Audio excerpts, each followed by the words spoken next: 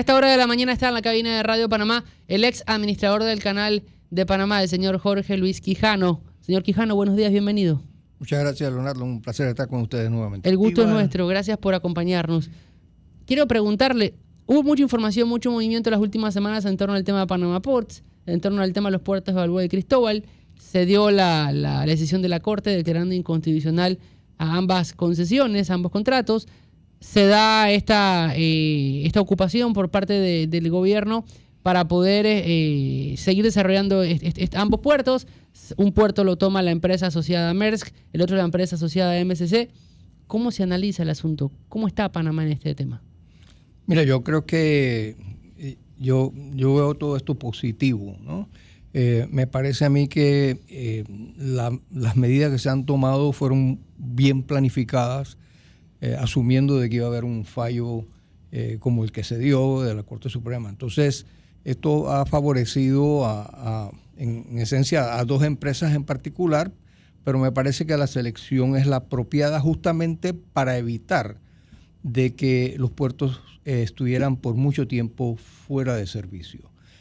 Panamá es el hub de Latinoamérica, puertos principales en dos océanos, y para mí me parece que hubo una excelente planificación, me alegro mucho. No necesariamente soy partidario de lo que están en presidencia en este momento, pero creo que el ingeniero alemán, quien conozco muy bien, trabajamos juntos, ha hecho una buena planificación y una buena selección. Lo digo porque, por ejemplo, el puerto de Balboa maneja el 80% de la carga que maneja es de Maersk, o sea, Maersk Lines. Y APMT pues es parte del grupo Maersk. Y APMT pues asume ese rol, y la motivación que tiene Maersk es todos sus barcos que están llenos, que vienen para acá. O sea que ellos tienen que entrar e inmediatamente asegurarse de que su carga se va a mover, que es el 80%. Y ya hemos visto que no solamente en el caso de APMT han movido carga de sus propios naves, sino que también han movido carga, por ejemplo, el CMA CGM, creo que vi un buque grande el viernes allá. Así es que Maersk tradicionalmente en todos sus puertos, porque mucha gente dice, bueno, lo que pasa es que no van a dejar que otros usen el puerto. Eso no es así. El que construye un puerto quiere tenerlo lleno todo el tiempo. Y Maersk maneja en 60% de sus puertos que tiene afuera, maneja el 60% de la carga no es de ellos, es carga de otras navieras.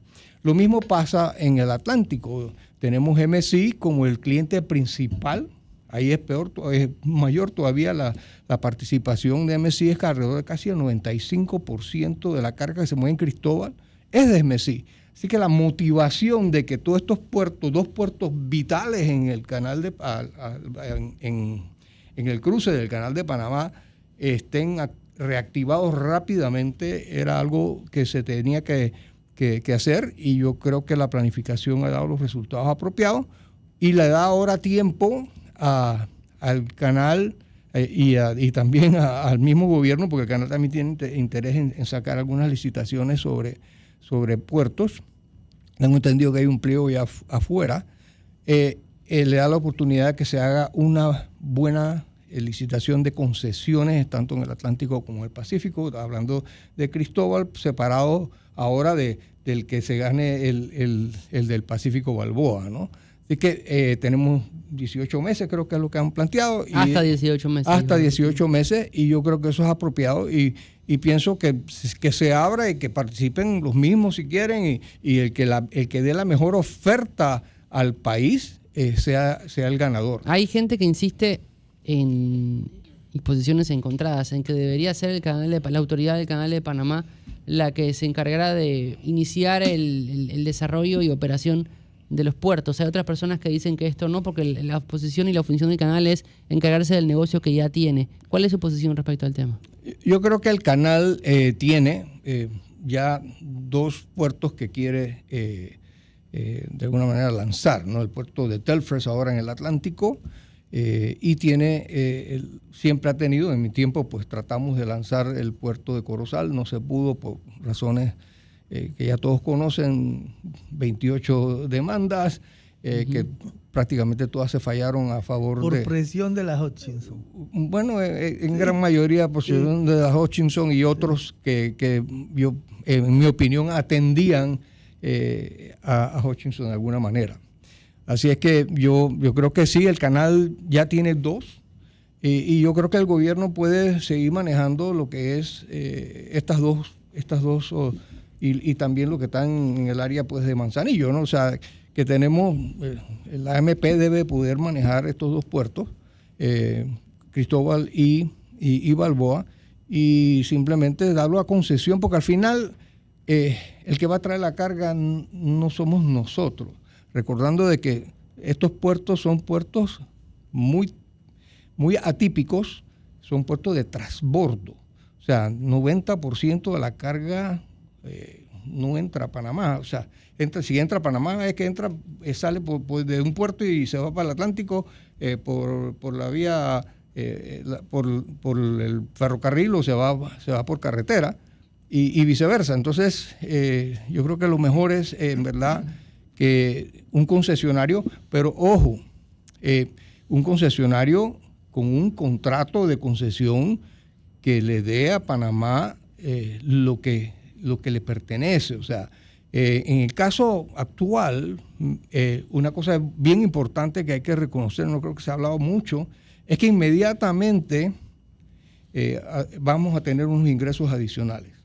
Y uno de ellos, que no tenía ninguna razón de ser, que tenía Hutchinson, eran todos los alquileres que se daban de esas tierras, que supuestamente ellos iban a hacer otro puerto, o sea, iban a expandir el puerto para portacontenedores, y no se dio, sino que simplemente decidieron alquilárselo a la tanquería que está allí, a AES, por ejemplo, o sea, y pagaban, nada más AES creo que pagaba como casi $8 millones anuales en alquiler, y ese alquiler debió siempre ir directamente al país. Pero usted, perdone que lo interpele, usted ha puesto en el tapete en el plató de Radio Panamá aspectos importantísimos que usualmente no se conocía, porque eso que está hablando el señor Quijano sobre que en el contrato establecía la ampliación, ¿no? O la utilización de esos terrenos, yo me pregunto, entonces, si no cumplió en ese aspecto y otros más, ¿cómo y quizás la respuesta sea política, qué sé yo, cómo la Contraloría le dio ganchito a todos para la extensión?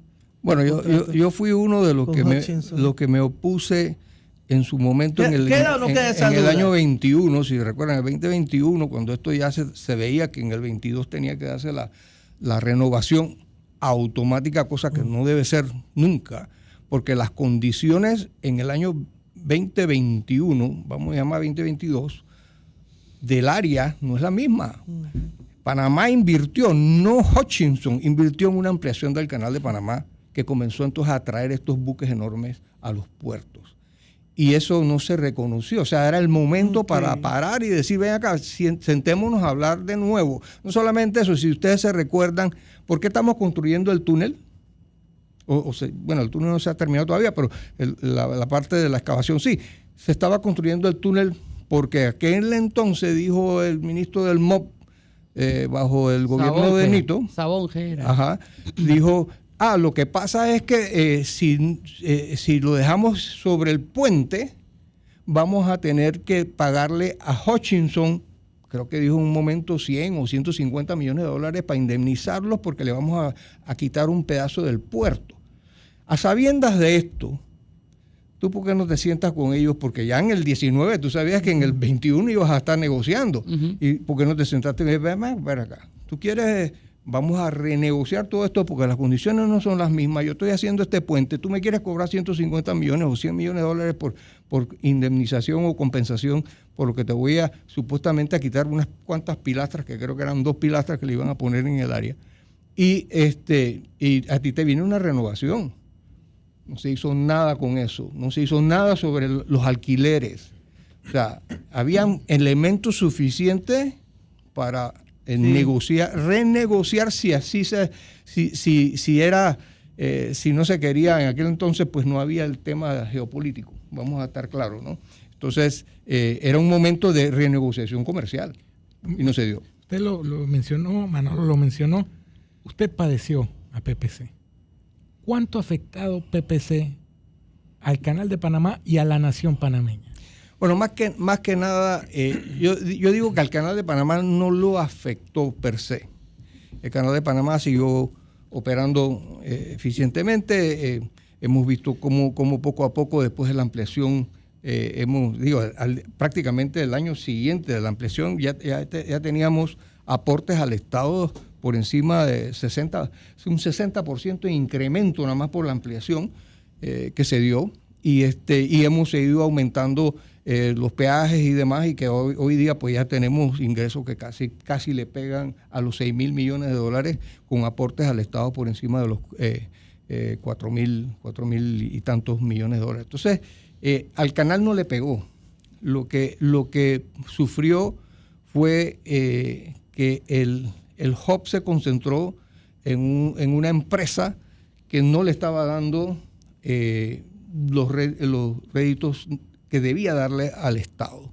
Y digo, muchos de estos contratos, un tema que están dando en estos momentos es que, recordemos que Hutchison tenía la concesión, pero los servicios que se daban a Hutchison son subcontratos. Entonces, la mayoría... Para evadir pago. Entonces, los subcontratos, hay que ver, no me consta, pero entiendo, por ejemplo, hay por lo menos 1 o 2 contratos que son prácticamente subsidiarias de Hutchison. Entonces, hay que ver cómo, y el Contralor tendrá los números y sabrá qué es lo que en verdad sucedió. Yo no los tengo, y el gobierno sí los debe haber tenido, porque justamente había un representante del gobierno en la junta directiva, debido a que tenemos el 10% de las acciones de lo que era Hutchison Ports Company en Panamá. Entonces, eso en verdad le pegó más que nada al país, le pegó en credibilidad, al canal le pegó un poquito en la credibilidad de que no pudo avanzar con su puerto.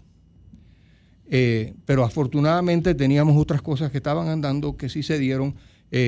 Si recuerdan, el canal permitió, porque una de las cosas que estaba tratando mi equipo de hacer era, ya habíamos identificado temprano en el 12-13 que eventualmente iba a haber falta de capacidad portuaria. Y identificamos Corozal, comenzamos a trabajar Corozal, pero también comenzamos a trabajar con PSA, que PSA nada más tenía un muellecito de un Panamax. Y nosotros teníamos la tierra y lo que daba al borde del canal. Y entonces ellos se nos acercaron.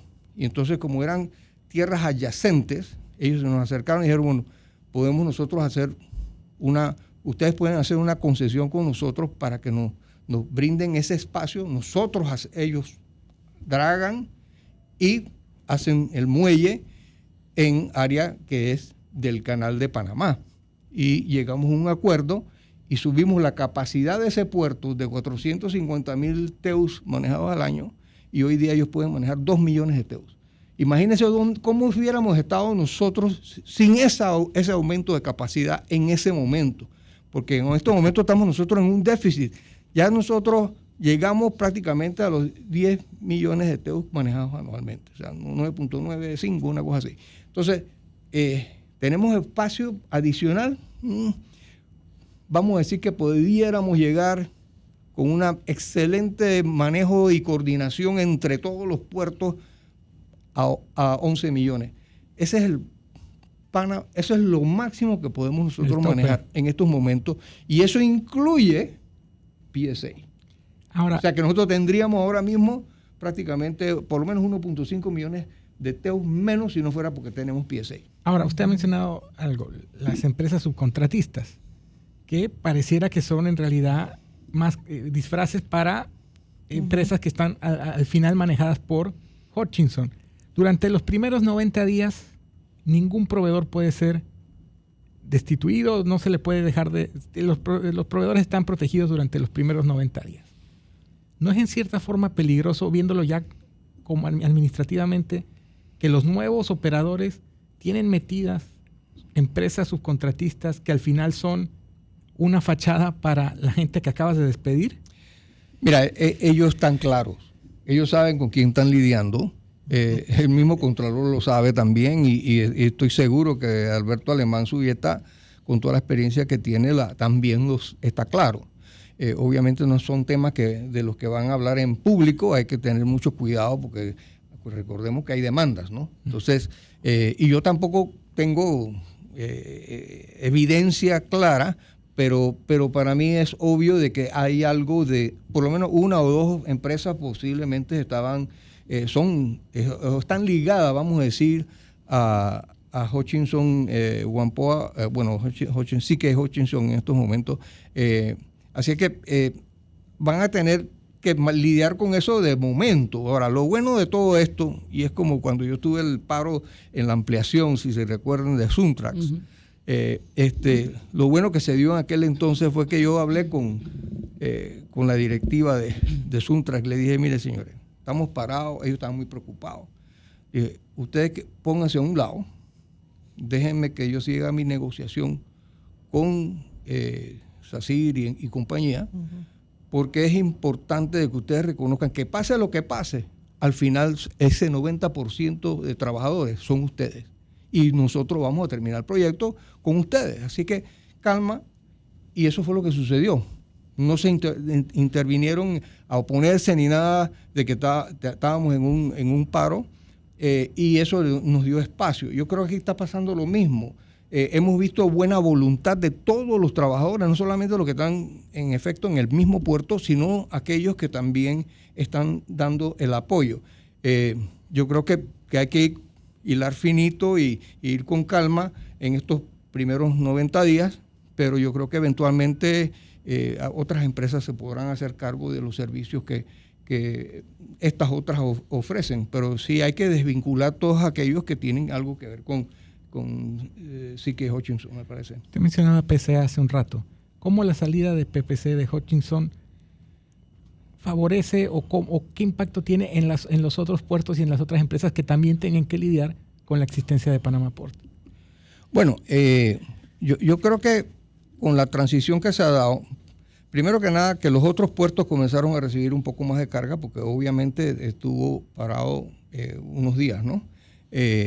No se estaban recibiendo más buques, había también carga en los muelles, en los patios, y especialmente la carga refrigerada que es perecedera.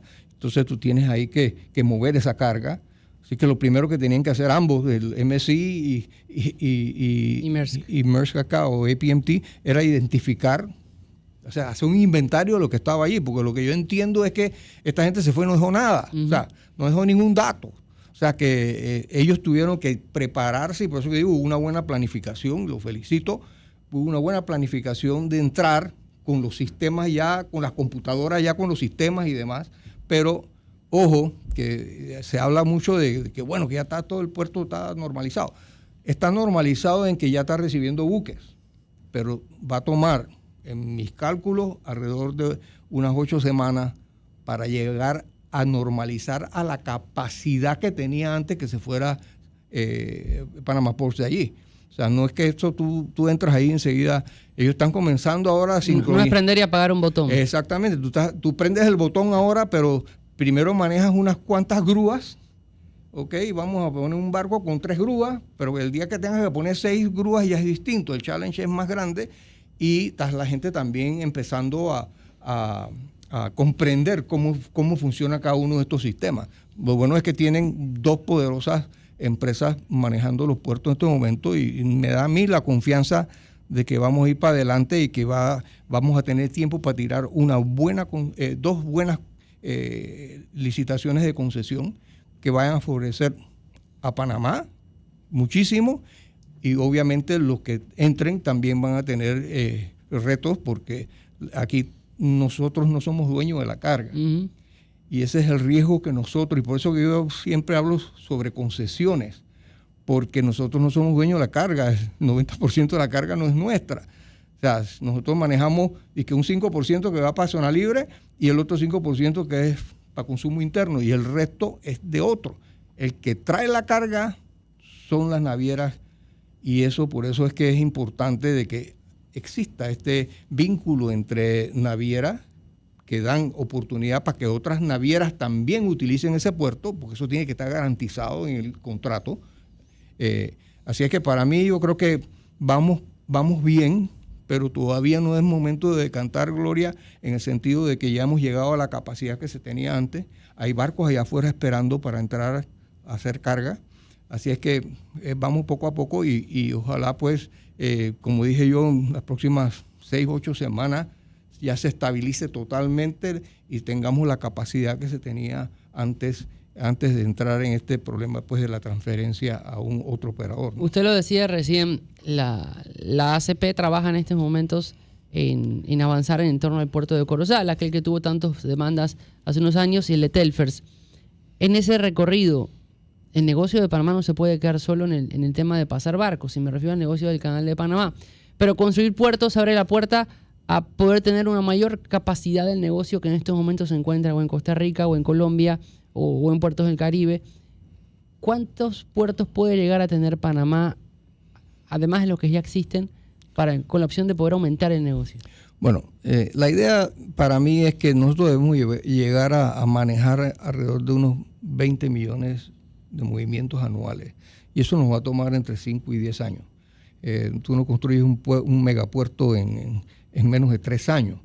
En el Atlántico hay oportunidad con Isla Margarita, es un superpuerto. Y entiendo que CCT tiene hasta interés también de ocupar esa área. Ojalá se dé algo allá porque es importante también reconocer que mientras nosotros hemos estado estáticos en inversiones de puertos desde el 2017 cuando entró PSA, no hemos hecho más nada. Alrededor de nosotros se están en los puertos que están alrededor de nosotros, se están haciendo inversiones de $13,000 millones. O sea, Latinoamérica. Perú, por ejemplo. Perú es enorme, Chancay es enorme, ¿no? Pero no es el único puerto. Lo mismo, es más, Cartagena ahora mismo está teniendo un problema de que está también teniendo problemas como los de nosotros. Ellos se soplaron y han llegado a un punto donde también tiene que hacer más expansión. Lázaro Cárdenas acaba de terminar una expansión adicional. Veracruz, México. Y entonces nos quita. Hay buques que van a Lázaro Cárdenas y hacen transbordo de que se iba a hacer aquí en Panamá. O sea que nosotros tenemos competencia para esa carga de transbordo. El buque del canal no lo pierde. Ese buque que hizo el transbordo allí iba a pasar por el canal de Panamá y va a pasar. O sea que él sigue y pasa, pero ya no paran los puertos. Y los puertos derraman mucho en la economía nuestra. O sea, no solamente lo que el canal lo atrae, pero si nosotros no tenemos capacidad, se va para otro lado, que es lo que está pasando en estos momentos en alguna medida. Así que nosotros tenemos que asegurarnos que no solamente atraemos para que haya tránsito, sino que atraerlo para que esos buques recalen en nuestros puertos y crean esta posibilidad de aumentar la economía, cómo se mueve la economía en nuestro país. Al margen de que esto está siendo beneficioso para el país, o pareciera que está siendo beneficioso para el país, ha traído una tensión con China. ¿Había forma de manejar este tema sin entrar en un conflicto con China? 1. Y 2, decir que China nos necesita más a nosotros que nosotros a China, ¿es sensato? Mire, yo soy un poquito más humilde. Por lo menos quiero pensar así. Y hay cosas que no se dicen aunque lo pienses. Y un presidente tiene que ser un poquito más estratégico. A veces hay que leer en vez de sacarlo del alma, ¿no? Pero perdón que le interrumpa, pero al margen, y eso es importante, pero estadísticamente es una verdad. No, yo creo que no nos hagamos tan grandes que no lo somos. Estamos hablando contra la segunda potencia del mundo, ¿ok? En tema económico y no muy lejos de los Estados Unidos, que es nuestro biggest partner. Sin embargo, aún con todas las tarifas y todo lo que está pasando, vaya usted a los Estados Unidos y va a ver todo es made in China. O sea, China no va a desaparecer nada más porque el señor del norte lo quiere. Tenemos que trabajar en armonía con todos los países del mundo y nosotros tenemos que tener muy cuidadoso en no crear una animadversión contra Panamá nada más por lo que uno dice. Yo creo que China va a seguir siendo un partner importante, usuario del canal, por ejemplo. O sea, hoy día es el número 2 usuario del canal. El número 1, nosotros tenemos varias empresas importantes que utilizan el canal de Panamá. Los Estados Unidos sigue siendo el primer usuario del canal de Panamá. Algo no tan cerca, el segundo usuario es China, después viene Japón, después viene Chile y después viene Corea. Esos son los top 5. Entonces, nosotros tenemos que asegurarnos de que mantenemos todos ellos. No podemos hacer ningún tipo de discriminación, porque nosotros somos un país muy pequeño y nuestra economía es impactada por los movimientos de esos países grandes, como es los Estados Unidos, como es China, como es Japón, como es Corea del Sur. O sea, nosotros tenemos que reconocer cuál es en verdad nuestra posición. Sí, tenemos un centro logístico importante, sí tenemos un canal interoceánico en un lugar muy, muy estratégico. Tenemos también un canal seco, que nadie habla de nuestro canal seco. Nuestro canal seco compite con cualquiera de los otros canales secos que se están ideando por allí. Y no dejemos de perder eso de vista, porque en el momento que alguien dice, bueno, allá en México vamos a tirarlo de Salina Cruz a Coatzacoalcos, vamos a tirar este tren y vamos a mover barcos. Mijito, mover un barco, la carga de un barco, necesitas el barco del otro lado para comenzar. Mover 12,000 TEUs. Sí, no es soplar y hacer botellas. No va a suceder. Pero nosotros tenemos que hacer lo nuestro. La ruta marítima es la más importante. Es la que mueve el 85 al 90% de la carga en el mundo. Va a seguir siendo eso. Ha habido un aumento bastante en la carga aérea, pero todavía sigue siendo y seguirá siendo por los costos más bajos el usar la ruta marítima, y el canal de Panamá está en su posición geográfica estratégica que compite con cualquiera de los canales secos que quieran poner en cualquier lado. Pero nosotros también tenemos que mejorar nuestra capacidad de manejar nuestro canal seco. Ahora, usted lo decía, Panamá Port no impactó tanto al canal, pero sí a la nación. Y parafraseando, este tipo de declaraciones y este tipo de actitudes que vienen del Ejecutivo impactan en la labor del canal de Panamá, 1, y 2, hablamos tanto del Tratado de Neutralidad y la neutralidad, y silamos un poco o muy delgado, este tipo de declaraciones no son nada neutrales. Bueno, yo le dejo eso al presidente, y yo siempre he dicho, a veces llega un momento donde uno, y a mí me ha pasado también, en la emoción y la cosa, uno está ya hablando y se le va a uno un párrafo más o una oración de más. Hay que medirse, hay que asegurar dónde parar, porque está hablando el jefe de la nación. O sea, no está hablando ni un Jorge Quijano en este momento. O sea, que está hablando es el presidente de la nación, y los mensajes de él, igual que son los de Trump y demás, conllevan una carga importante de responsabilidad que puede afectar las economías. Sí. O sea, ustedes están viendo todo lo que está pasando ahora con Irán, que es una decisión del norte de hacer esta, no invasión, pero este ataque, esta guerra, y bueno, tienen los méritos o las razones que se han dado pues para hacerlo, pero tiene consecuencias, y esas consecuencias nos van a afectar a todos. O sea, aquí ya van a ver el viernes cómo sube la gasolina. Por lo menos va a subir entre 10 y 15%. O sea, no nos vamos a escapar de eso. Algo que no se ha hablado todavía son los intereses. En los Estados Unidos ya subieron los intereses para hipotecas. Ya subieron un poquito, no mucho. Pero subieron. Como 13 basis point. Así es que no es mucho, pero todavía, es más, este mes supuestamente la Fed iba a revisar eso y a ver si iban a bajar los intereses para promover un poquito más la economía en los Estados Unidos, justamente cuando es la época de construcción de casas y de edificios y demás. Esta es la época, y sin embargo esta guerra puede afectar eso. Entonces, y eso es lo que dicen los que conocen más de este tema, de que se prevé de que los intereses van a ir para arriba. Entonces, ¿eso qué pasa? Esos intereses suben allá, suben aquí también. Y eso es bueno para el que tiene plata guardada, porque le va a subir los intereses y lo que te van a dar a ti, pero por el que tiene que construir una casa que anteriormente le iba a costar 6% o 6,5%, bueno, a lo mejor te va a costar ahora 7,5%. O sea, esas son las cosas que una cosa como una guerra que es tan lejos tiene un impacto, va a tener un impacto sobre nosotros.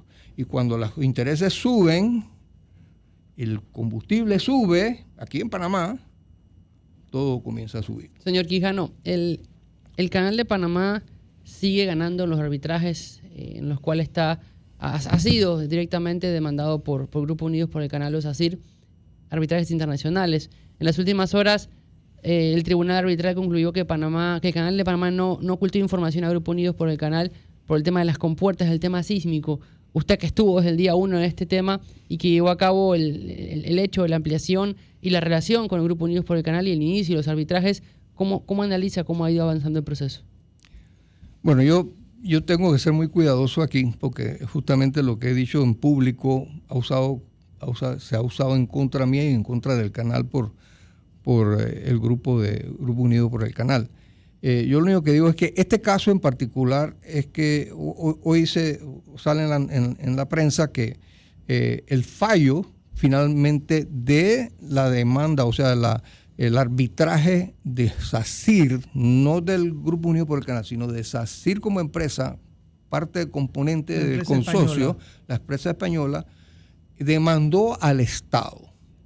Y entonces ese fallo fue el 31 de octubre del año pasado. Y lo que ha pasado es que la prensa consiguió, y eso fue lo que leí, la prensa consiguió el fallo y lo analizó y hizo un resumen pues de ese fallo. Y simplemente digo, yo no quiero comentar sobre un fallo que no tiene que ver, indirectamente tiene que ver con el canal o con la ACP, pero en verdad fue un fallo entre SACIR y el Estado. Así es que yo lo dejaría allí porque también, y aquí le confieso, yo he sido testigo en 4 arbitrajes. El cuarto arbitraje está andando en este momento y no quisiera hacer un comentario que pudiera de alguna manera afectar. Pero hay una realidad, y bueno, y no lo comente, ¿no? Como usted esto lo dice aquí Manolo, no el doctor Quijano, para el arbitraje. Sí, hay una realidad, pero la demanda de SACIR y de GUPC en general o del Grupo Unidos por el Canal, y esto como dice el señor Leonardo Grispa, fueron en su mayoría o en su totalidad una gran maleantería, como por ejemplo demandar que se atrasaron en el desarrollo del proyecto porque llovió la Purísima. O sea, ¿qué culpa tiene el Canal de Panamá de que en diciembre la Virgen llore todos los años y caiga un chaparrón que desborde?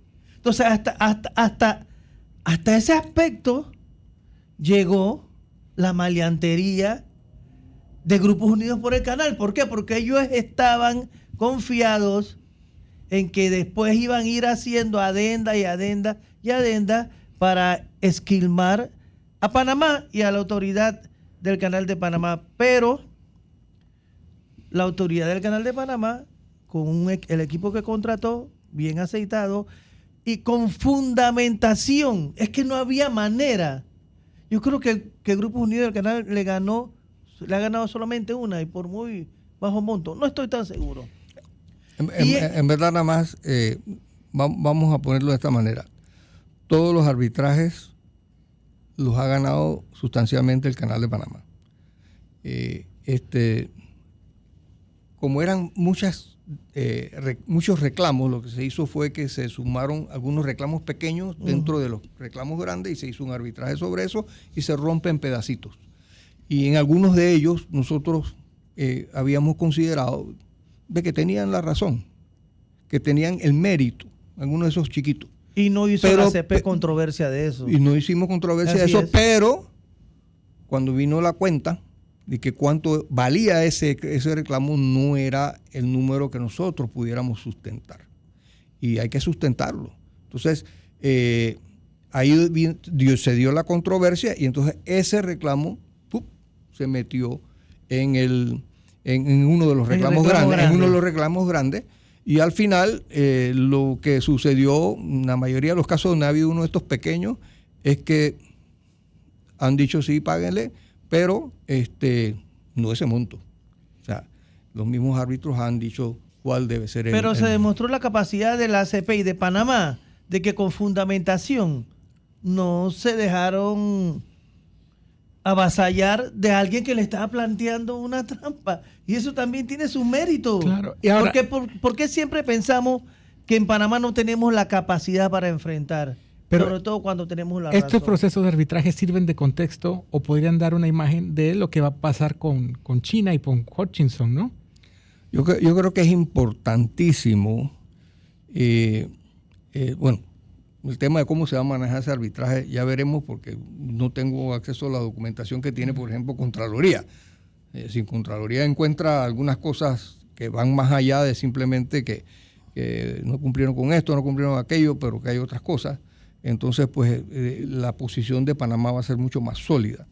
Pero yo sí creo que lo que yo creo que hay, el aprendizaje de, vamos a decir, de los arbitrajes de ACP con GUPC es el contrato. Es el contrato. Siempre hacer un contrato muy sólido, hacer la inversión en un contrato que proteja los intereses. En el caso aquel fue del Canal de Panamá. Yo recuerdo más o menos que invertimos alrededor de $10 millones en hacer ese contrato. Porque era un contrato para ese contrato en particular, que era de las esclusas, era un contrato que al final eran $3.2 billones, o sea que 10 millones no era nada, si te protegía. Y en efecto hemos visto el resultado de una buena protección, poniendo todas las cosas claras y también teniendo una disciplina de no aumentar en el proceso ya una vez adjudicado, no aumentar los deseos de meter cosas adicionales, lo que aquí se le llaman mucho enmiendas, ¿no?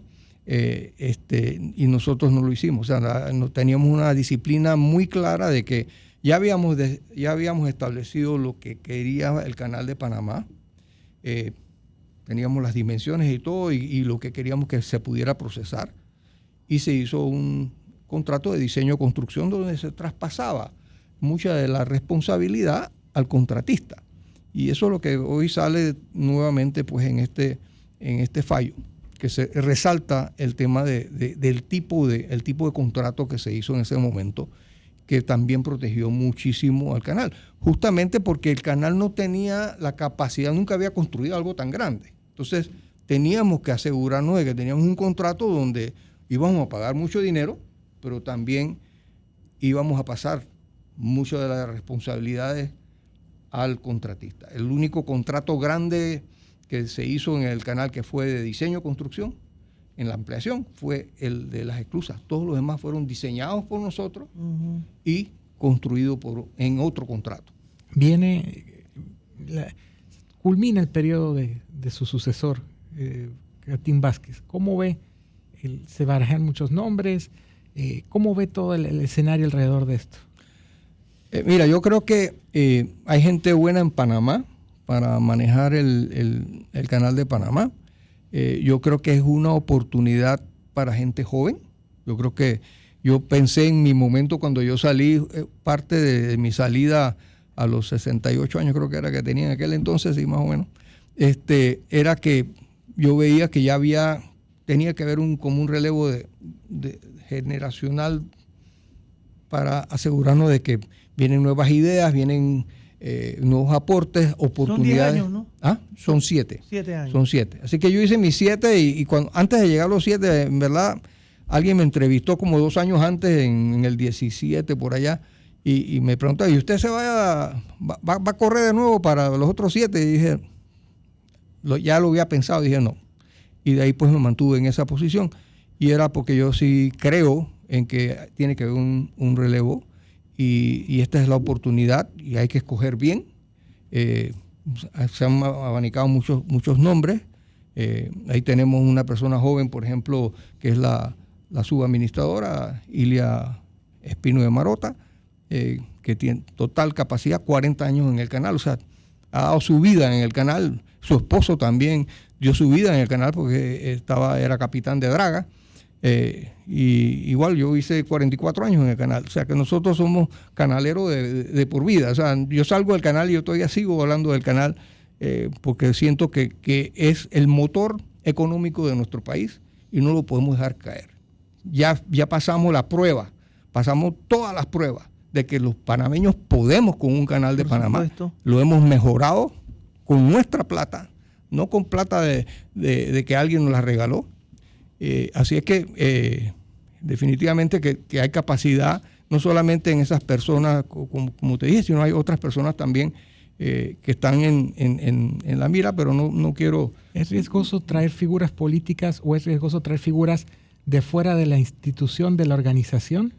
Yo no creo que haya un problema de traer personas fuera de la institución a ese puesto, pero tiene que estar fuera de la política. O sea, yo sufrí, y ustedes saben muy bien que por mí le han dado el nombre al cuartito. Ortopedia y traumatología, exactamente. la sala de la asamblea. Y el tema es que en la asamblea pues se dan estas presiones a las cuales nunca cedimos. Y hay que manejarla. Hay una presión que no pude contrarrestar, que fue y que me costó el que no se diera Corozal, por ejemplo, porque al final la decisión en ese primer en ese primer debate lo mataron. O sea, él lo mató la asamblea, eso no progresó. Entonces se ganan unas y se pierden otras, pero sí tiene que ser una persona que esté dispuesta a decirle no a un presidente, y eso puede tener sus costos, pero y si te tratan de forzar ahí en una dirección, decir, hasta aquí llego yo me bajo de este bus, que lo coja otro, porque a mí no me van a embarrar en nada. Y eso es lo principal. O sea, no puedes poner una persona en ese puesto que simplemente vaya con la corriente política. Don Jorge Luis Quijano, gracias por estos minutos en Radio Panamá. Ojalá podamos seguir conversando sobre todos estos temas más adelante. Dale. 8:31 minutos. Gracias. Era el ex administrador de la Autoridad del Canal de Panamá, el señor Jorge Luis Quijano, aquí en los micrófonos de Radio Panamá en Panamá Hoy.